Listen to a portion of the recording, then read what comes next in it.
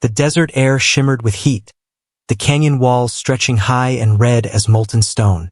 Wind swept fine dust across the ancient battleground where two civilizations had met to decide the fate of worlds. The sun glared down on armor that gleamed black as obsidian, an army standing in perfect, breathless formation. Each soldier wore a horned helm, their faces hidden, their bodies motionless as statues. At their center stood their queen. Her armor was a masterpiece of night and silver, etched with patterns that looked alive under the light. Her headdress rose like wings of a dark star, framing eyes that burned with impossible power. At her feet knelt a human, bare-chested, sunburnt, blood drying along his ribs, yet unbowed. His hands were bound before him, though no rope could seem to claim his spirit. He lifted his head slowly, meeting her gaze without flinching. The queen studied him with the cold precision of a predator who had never known hesitation. The silence stretched, broken only by the faint hiss of wind. Then her voice, low and silken, rolled across the canyon. "Why do you not fear me, human?" It wasn't a question. It was a test. The air itself seemed to wait for his answer. He looked up, the faintest smile touching his cracked lips. "Because," he said quietly, "you don't know what it means to lose everything and still stand." The words struck her like a pulse of sound. For the briefest moment, the army behind her shifted, metal creaking, a ripple of uncertainty passing through perfect order. The queen's gaze narrowed. "You think defiance will save you?" she asked. "No," he said, "but it makes dying worthwhile." Something unfamiliar stirred in her then, subtle and sharp, like the first fracture in unbreakable glass. This human, this fragile creature of flesh and exhaustion, had looked into her eyes and seen not terror, but truth. She stepped closer, the ground trembling under her weight. Her armor shimmered as it reconfigured with each movement, technology folding like liquid shadow. She reached out and lifted his chin with one gauntlet hand, her claws grazing his jaw. "You speak as though you have known gods," she whispered. "I've buried a few," he replied. The soldiers behind her stiffened. To insult the queen was to invite annihilation. Yet she didn't move. Instead, her breath caught, and for a moment, her heart betrayed her. The rhythm that had ruled her species, measured, precise, eternal, stumbled. She saw in him a reflection of something ancient, something the stars themselves had forgotten. Will unshaped by fear. He should have been trembling, begging. Instead, he watched her with the steady calm of someone who had already accepted the universe's cruelty and chosen to stand against it anyway. "You think courage is enough?" she murmured. "It's all that ever is," he said. His tone carried no arrogance, only certainty. She felt her pulse quicken again, a sensation she hadn't known since her ascension. For centuries, she had ruled through dominance, through the sheer inevitability of her will. Empires knelt, worlds burned, and none dared question her word. Yet this one man, stripped of everything but conviction, stood as if he were her equal. She withdrew her hand slowly. The sun caught her armor, turning it to liquid fire. "What is your name?" she asked. "Darius," he answered, "captain of the Terran vanguard." She tasted the word Terran as though it were foreign metal. "Your world defied the accord," she said. "Your armies burned our envoys alive." He didn't deny it. "You came to enslave us," he said. "We only burned chains." Her soldiers stirred again, uneasy. The queen's eyes narrowed. "And what chain do you think I wear, human?" Darius met her gaze. The kind forged by fear disguised as order. The canyon fell utterly silent. Even the wind seemed to recoil. No one had ever spoken to her like this. No one had ever dared.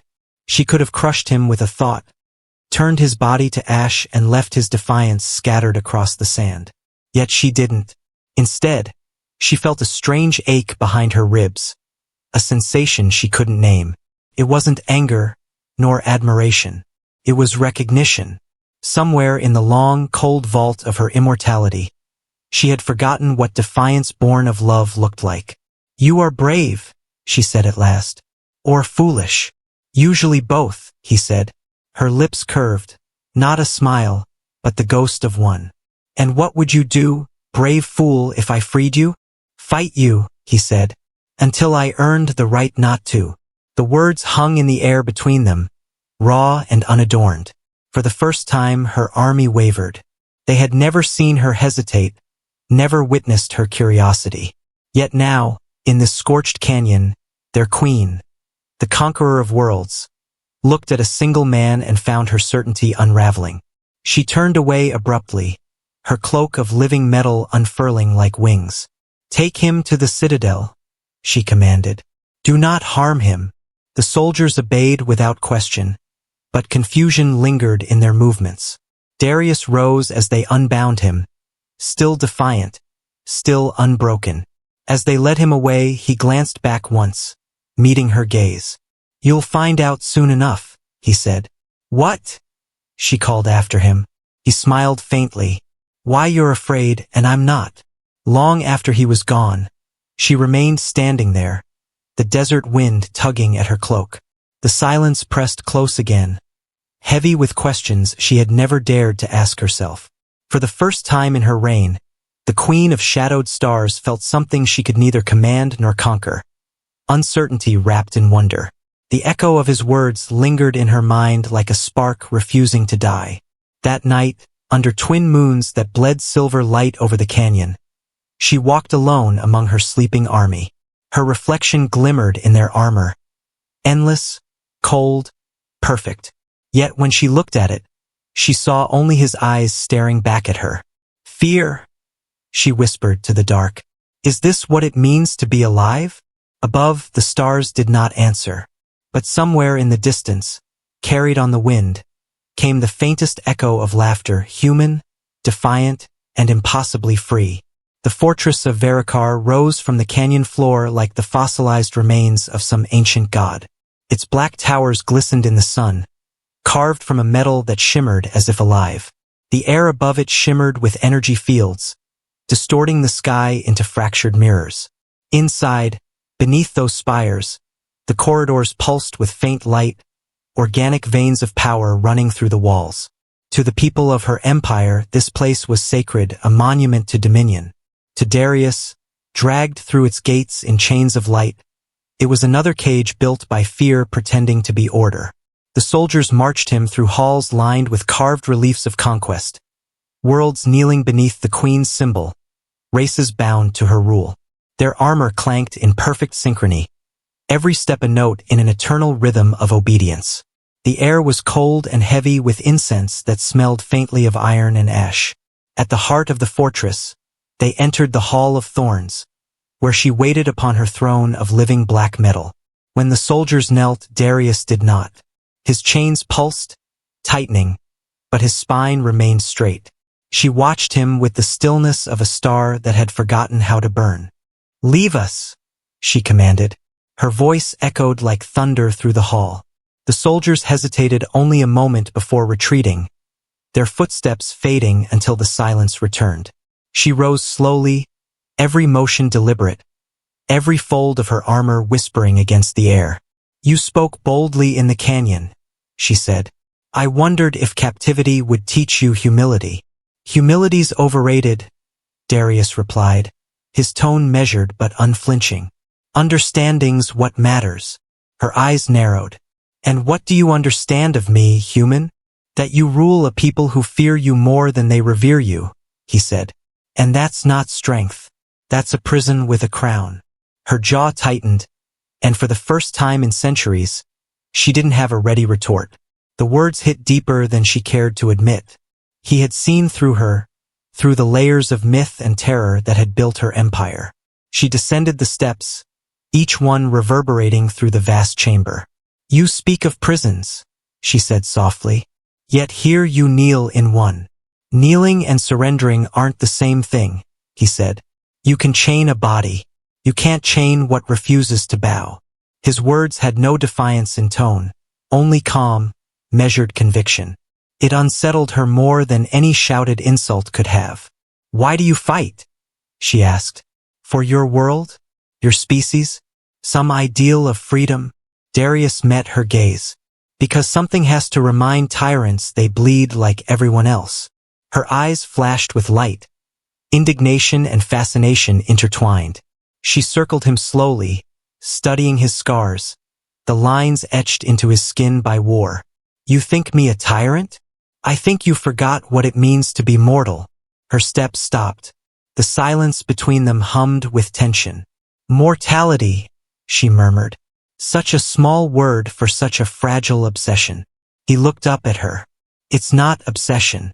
It's meaning. The queen turned away, pacing toward the great window that overlooked her empire. Below, thousands of soldiers trained in perfect formation, their black armor glinting under the twin suns. My kind were not born to die, she said. We rose above the decay that weakens lesser races. We built eternity. You built stagnation, he said quietly. You stopped living the moment you stopped fearing loss. The words caught in her throat like a blade. She turned sharply, eyes burning. Loss makes weakness. No, he said. It makes you care. The air crackled with power. Energy arced faintly across her gauntlets. Care leads to hesitation, she hissed. And hesitation kills. He smiled faintly. So does forgetting why you fight. For a heartbeat, the world around them seemed to hold still. Then slowly her energy dimmed. You risk much with your tongue, human, she said. Maybe, he answered. But at least I know it's mine. Something inside her shifted again. That strange, unsettling pulse that had haunted her since the canyon. The sound of his voice reminded her of storms before she learned to silence them. Unpredictable, alive, untamed. She wanted to crush it, to extinguish the heat that stirred in her chest. But the harder she tried, the stronger it grew. Tell me, she said quietly, what did you lose that made you so unafraid? He looked down, his expression distant, the first flicker of sorrow passing through his eyes. A world, he said softly, and everyone on it who believed peace could last. He met her gaze again. Fear died with them. Once you've lost everything, there's nothing left to terrify you. The honesty in his voice disarmed her. She had faced armies, gods, and the endless march of time, but she had never faced truth spoken without an agenda. The silence between them thickened, filled with something fragile and unspoken. Her eyes traced the lines of his face, the stubborn tilt of his jaw, the raw humanity that refused to yield. She reached out again, fingertips brushing his cheek, this time not as a threat but as if trying to understand what it felt like to touch mortality. His skin was warm, alive, imperfect. It sent a tremor through her hand. You fascinate me, she whispered. You frighten me, he replied. She blinked. You admit fear? Of forgetting what I am, he said. Of becoming what I fight. His gaze held hers, unwavering. But not of you. Her breath caught. The simplicity of his words pierced deeper than any blade. For an instant, she saw herself reflected in his eyes. Not the queen eternal, not the unbreakable symbol of dominion, but a woman standing on the edge of rediscovery. Her armor shifted, retracting slightly from her throat as if the metal itself exhaled. You are either the bravest man I've ever met, she said softly, or the most reckless. Usually both, he answered, echoing the words he'd spoken in another lifetime. This time, she smiled, a real smile, fleeting and beautiful, like a star glimpsed through storm clouds. Outside, the fortress trembled as alarms sounded.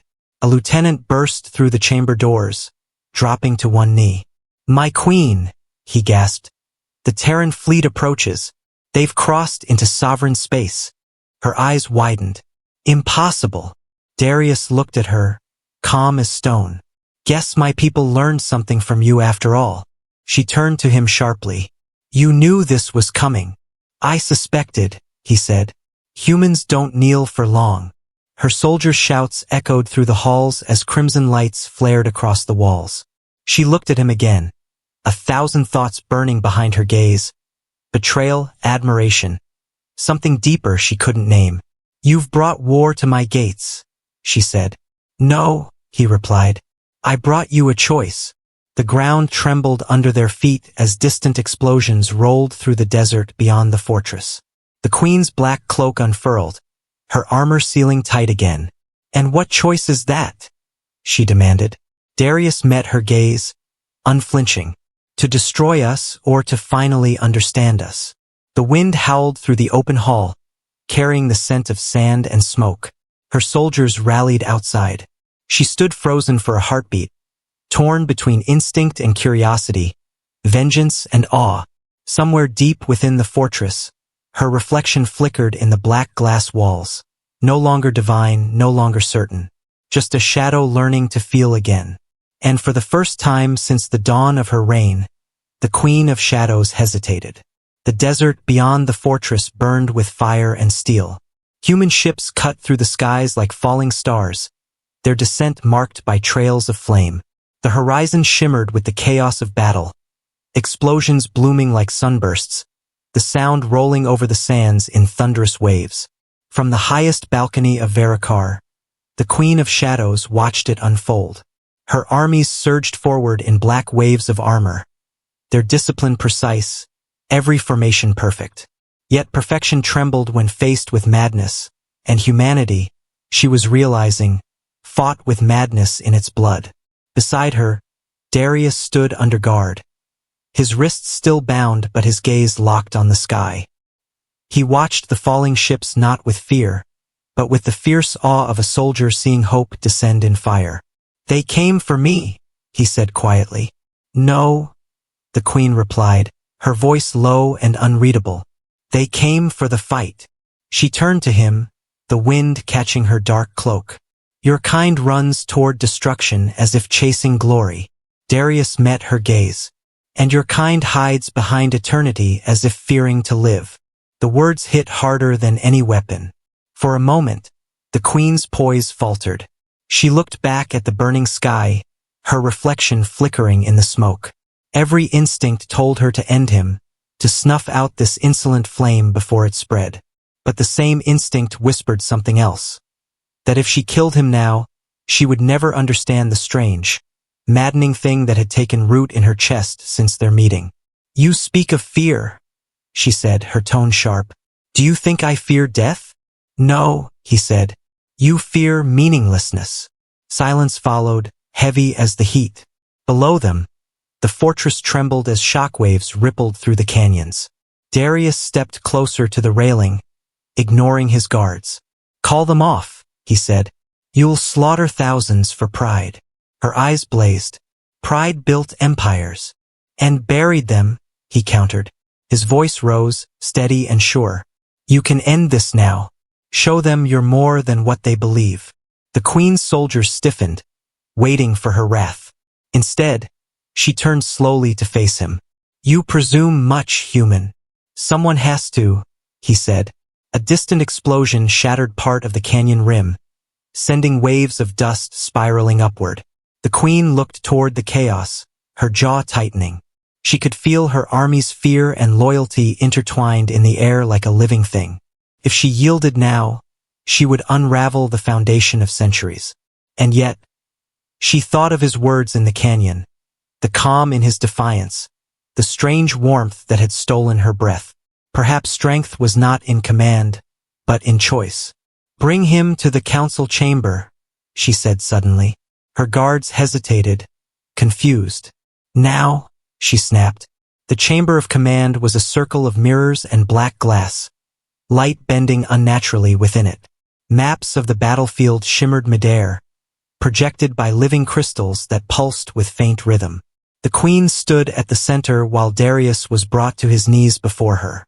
Around them, her generals waited, armored giants whose faces were hidden behind insect-like masks. "Your war has come to our doorstep," one of them growled. "Shall we end it?" The queen's gaze flicked toward Darius. "What would you do, human?" Every eye in the room turned toward him. The guards expected arrogance, defiance, something they could use to justify his death. But Darius's voice was quiet, steady. "Fight if you must," he said, "but not to destroy. Fight to prove there's another way." A ripple of laughter moved through the generals, low and disdainful. "Idealism," one sneered. How human. Darius didn't look away. You call it weakness, he said, because you've forgotten what it feels like to hope. The queen's gaze sharpened, cutting through the noise. Hope? She repeated, the word alien on her tongue. You think hope will stop blades and plasma fire? No, Darius said. But it's the only thing that ever built anything worth dying for. His tone was soft, but it silenced the room. Even the hum of the projection seemed to pause. The queen studied him, something fierce and fragile flickering behind her eyes. She turned to her generals. Leave us. They hesitated. Leave? She repeated. And this time her voice carried the weight of command that could crush worlds. When the last echo of armor faded, the chamber felt enormous in its stillness. She approached him, the reflection of burning skies swirling across her armor. You speak as if hope were a weapon. Sometimes it is, he said. The kind that can pierce armor, even yours. Her lips curved slightly, though her eyes betrayed unease. You think words will save your people? No, he said. But they might save you. That stopped her. Save me? She whispered. From what? From becoming what the universe already believes you are. His voice softened. A force without mercy, without reason. A god who forgot she was ever alive. Her breath caught again. Unseen, unheard, but real. The word alive resonated in her bones. It was not something immortals thought about. Yet here was a human, half broken and bound, daring to remind her of it. You think me capable of change, she said, half in disbelief. I know you are, he said. You wouldn't be asking me questions if you weren't. For the first time, she looked away. The light from the burning sky caught the edge of her armor, glinting like tears she didn't have. You do not understand what I am, she said. Then show me, he replied. Let me see what you're protecting so fiercely. She turned back toward him, the air trembling faintly around her as her power flickered. You would not survive it. Try me, he said simply. Her gaze locked with his, fire meeting earth. Then, with a slow motion of her hand, the walls of the chamber dissolved into light. The desert vanished, replaced by a vision. Stars scattered across endless dark, each one pulsing faintly. This, she said, her voice low and resonant, is the cradle of my kind. We were born from this light and we devoured it. We consumed the fear of others until we became its source. She stepped closer to him, eyes glowing. Fear sustains us. Without it, we fade. Darius met her gaze. Then that's why I'm here. She frowned. To destroy me? To show you another way to live. His voice trembled with quiet intensity. If fear is what keeps you alive, then maybe courage is what will set you free. Her power faltered for a heartbeat. The vision flickered, stars dimming. For the first time, the Queen of Shadows looked uncertain, not in battle but in belief. You are madness, she said softly. And yet, I envy you. He smiled faintly. Then maybe you're already halfway human. The words hung in the air like prophecy. Outside, the fortress shook under renewed bombardment, the world tearing itself apart. But within that circle of light, two enemies stood face to face. One immortal and bound by fear, the other mortal and freed by it. And between them, something vast and ancient began to shift. The bombardment outside grew louder, each explosion a heartbeat echoing through the walls of the citadel.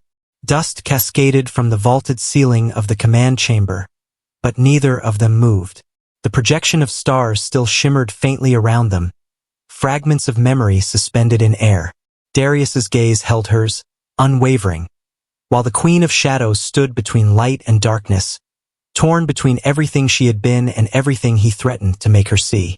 For the first time in her reign, she felt small, not powerless, but human-sized, fragile enough to feel her pulse against the weight of eternity. Her voice broke the silence, soft but shaking with something she could not name. You speak of freedom, she said, but freedom without fear is chaos. I built this empire to protect creation from itself. Darius took a slow step closer, the light of the stars painting his skin in silver and gold. Maybe, he said, but when you build safety from fear, all you protect is control. She flinched at the word. Control, he continued, is a prison that tricks you into thinking you're safe. You built one so big, you can't see the walls anymore. Her eyes hardened, but there was no venom in them now, only the raw edge of wounded certainty. You twist meaning into heresy. Maybe meaning was already twisted, he said. You just built a throne on top of it. His words struck like blades, cutting through armor she hadn't known she wore. He was reckless, she thought unbearably mortal, but that was what made him dangerous. Mortals burned fast, but they burned bright. She had forgotten that light. Outside, the roar of the Terran fleet grew nearer. Her generals called through the comms, their voices urgent. My queen, their ships have breached the outer barrier. We need your command. She didn't answer. Her eyes stayed on Darius, searching for the reason she hadn't killed him when she had the chance. Your kind fights like storms, she said quietly. Unpredictable, beautiful, pointless. Darius gave a faint, tired smile. Maybe, but storms clear the air. The chamber trembled again. Holographic maps flickered alive, showing the advancing human fleet surrounding her fortress like a closing hand. Her armies were vast, but not infinite. For every ship she struck down, 3 more appeared. She could destroy them all if she unleashed her full power. She knew that, but something inside her hesitated. Darius felt it too. You don't want to do this, he said. No one wins here. Her lips parted to deny it, but the words never came. The truth was there, unspoken and undeniable. She didn't want to win. Not like this. The comm crackled again. Queen Athira, her general's voice boomed. Your silence is costing us. Shall we annihilate them? She exhaled slowly, her voice carrying like the calm before lightning. Stand down. The channel went dead silent. Even Darius looked startled. They'll see that as weakness, he warned. She turned to him, her gaze steady. Then they will learn the difference between weakness and mercy. She raised her hand, and the projection of stars dissolved into streams of light that shot through the walls, into the city, into the sky. Outside, the soldiers of her empire froze mid-battle as their weapons dimmed. The Terran fleet stopped firing, sensors flooding with impossible readings. The air itself seemed to hold its breath. Above the fortress, a sphere of darkness unfurled, then shattered into a corona of white fire that swept across the desert like a tidal wave. But instead of destruction, it brought stillness, an impossible silence that blanketed everything. When it ended, the world looked different. The dust settled. The air shimmered like dawn breaking after centuries of night. And in the heart of that silence stood the queen and the human, unburned. Her generals stormed into the chamber moments later, weapons drawn. What have you done? One cried. She turned to face them, her presence so commanding that even defiance faltered. I have ended it, she said. No more slaughter. No more chains. The general hesitated. You defy the accord. I am the accord, she said coldly. And I am rewriting it. The generals faltered, uncertain, until one dropped to his knee. And then another, and another, the sound of armor striking the floor echoing through the hall. Darius stood silent, watching. He had fought countless battles, seen leaders crumble or ascend, but never had he seen transformation this raw. She wasn't yielding power, she was redefining it. When the last of her soldiers had departed, she turned back to him. You have changed me, she said quietly. He shook his head. You changed yourself. I just reminded you how. She regarded him for a long moment, the faintest ghost of a smile on her lips. And now what becomes of you, Captain? He exhaled. I'm a soldier. I go where I'm needed. You think your people will let you live after what they've seen? You're the man who made their enemy lay down her arms. Then I'll die knowing I did something impossible, he said simply. She stared at him for a long, unbroken moment. Then she reached up, unfastening the black crown from her head. The air shuddered as it dissolved into light. Without it, She seemed smaller, not weak, but mortal in her grace. "I owe you more than death," she said softly. He met her gaze. "You owe me nothing." "Then let me give you what I can," she said. She stepped forward and placed her hand against his chest. Warmth spread through him, sharp and gentle at once. His wounds healed in a breath, the pain fading into something that felt like memory. "What did you do?" he asked. "Shared what you gave me," she whispered. "Fear, forgotten." They stood in silence as the sun began to rise beyond the canyon. For the first time in her existence, the light touched her armor without being devoured. It shimmered, mirrored gold instead of black. "What will you do now?" he asked. She turned toward the horizon. "Lead differently," she said. "If my empire is to endure, it must learn what it means to live." He smiled faintly. "Then maybe there's hope for us all." The nurse, Sereth, who had once tended her armies, entered quietly, bowing deeply. "My queen," she said, "the Terran fleet requests parley. They will not fire." Thyra nodded. "Prepare a hall for peace," she said, then looked back at Darius. "You will stand beside me when they arrive." He raised a brow. "As prisoner or ally?" "As both," she said with a small, enigmatic smile. As they walked through the silent halls of Varakar, past soldiers who watched in stunned reverence, Darius felt the strange hum of something larger stirring, the tremor of history bending. The fortress that had once been a symbol of terror now glowed faintly under the rising light, its obsidian walls glimmering like dawn on dark water. He glanced sideways at her. "You know," he said softly, "for someone who doesn't feel fear, you made a pretty brave choice." Her eyes lingered on him. "You mistake courage for choice, human, but perhaps they are the same." Outside, the sun climbed higher, casting long shadows that stretched across the canyon floor. Soldiers of both sides began to gather, their weapons lowered, their gazes uncertain. For a moment no one moved, and then, slowly, the Queen of Shadows extended her hand. Not in command, but in invitation. Dawn had never touched Varakar before that day. The fortress, once a cathedral of darkness and discipline, gleamed now beneath the first unbroken sunrise in centuries. Light cascaded across its spires, refracting through the black metal until it shimmered like glass. Soldiers from both armies stood across the great plaza, Alarethians in obsidian armor, Terrans in dust-streaked fatigues, watching in wary silence. Between them walked their two leaders, the Queen of Shadows, no longer crowned but radiant with newfound calm, and Darius, unarmed but unflinching. The wind caught their cloaks and tangled them together like two halves of a single standard. Every eye in the square followed their slow approach toward the dais where peace or ruin would be written. When they stopped, Thyra turned to face her people. Her voice, when it came, carried like the ringing of struck crystal. "We have called ourselves eternal," she said, "but eternity without change is decay." The words echoed across the canyon walls, unheard in such a place for eons. She lifted her gaze to the Terran soldiers beyond. "And you, creatures of fire and defiance, believed that victory could justify pain. You burn and call it life. You fall and call it meaning. Perhaps you are right." The murmur that spread through both ranks was electric, uneasy.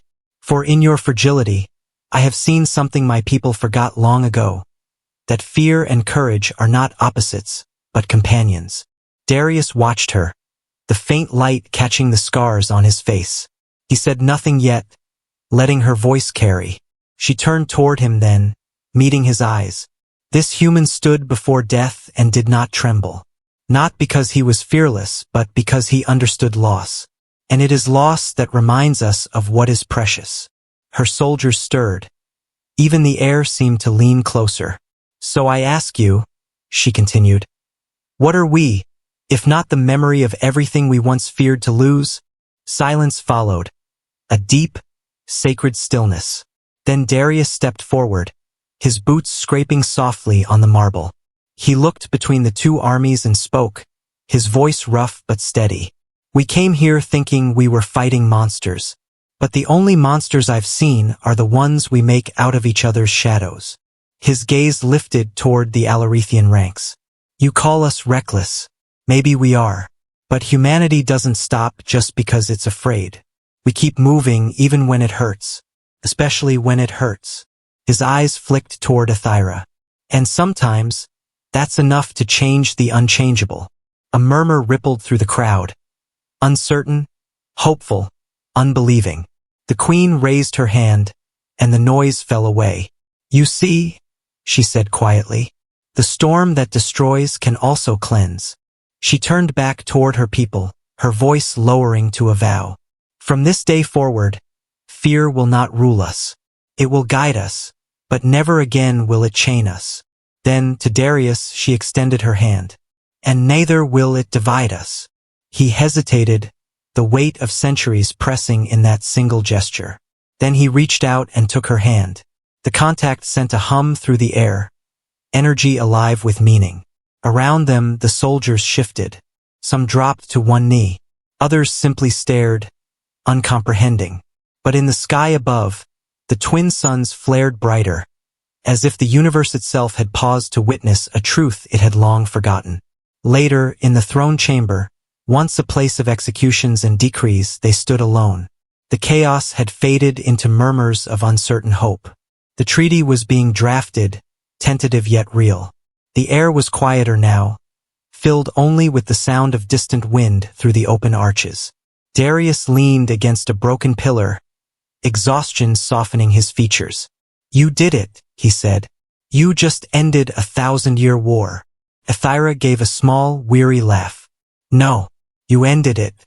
I merely stopped pretending I couldn't. She stepped closer, her eyes softer now, their alien brilliance tempered by something human. Do all your victories leave you so silent? He looked at her, the faintest smile tugging at his lips. The ones that matter do. She tilted her head. And what matters now? He thought for a moment, then said, that you keep what we built today alive. That this isn't just another story about peace bought with blood. Her gaze lingered on him. You think I would break what I bled for? Not you, he said quietly. But the world around you might try. She stepped closer still until the light from the open windows gilded her face in gold. Then perhaps you should stay and guard it. He smiled faintly. And what would I be here exactly? Prisoner? Diplomat? Her lips curved. A reminder. Of what? He asked. Of what we can become when we stop being afraid. Her hand brushed his shoulder, the faint shimmer of her power warm instead of cold now. Do you fear me, Darius? She asked. He met her gaze and said softly, No, why not? She whispered. He smiled. Because I see you. For a heartbeat, neither moved. The air between them vibrated, heavy with unspoken emotion. Then she looked away, her armor fading back into its ceremonial form, elegant and unthreatening. You humans, she murmured. You ruin eternity with your moments. That's how we make it worth living, he said. As the sun sank toward the horizon, the light turned copper and rose, casting their shadows long across the throne room floor. Beyond the walls, Terrans and Alarethians worked side by side to gather the fallen, to rebuild the shattered walls. None sang of victory, but of survival. For the first time, the fortress echoed with laughter instead of orders. At the balcony overlooking the canyon, Athira and Darius stood together as the stars began to pierce the dimming sky. You could leave, she said. Your fleet would welcome you as a hero. Heroes don't last, he said. Legends do. She turned to him, curious. And which are you? He smiled. Neither. Just a man who refused to be afraid. She looked out at the horizon where the desert met the dusk. And yet, she said softly, you made a goddess catch her breath. He laughed quietly, the sound warm against the cooling air. Maybe, he said, that's what gods were meant to do. Remember what it feels like. When night fell completely, the stars stretched endless above them. Cold, bright, alive. In their light, the Queen of Shadows and the humans stood side by side, not as conqueror and captive, but as equals bound by the fragile, immortal thread of understanding. The universe, vast and unfeeling, seemed for once to listen. And in that silence, where war had died and peace began to breathe, her voice came soft as a confession. "You were never fearless," she said. "You just knew fear wasn't the enemy." Darius nodded, eyes on the stars. "And you," he murmured, "were never heartless. You just forgot how loud a human heartbeat sounds." The wind rose, carrying their words into the dark like prayers to the cosmos. And somewhere far beyond the sight of any world, the echo of those two voices lingered, reminding even the stars that courage is not the absence of fear, but the choice to love in spite of it.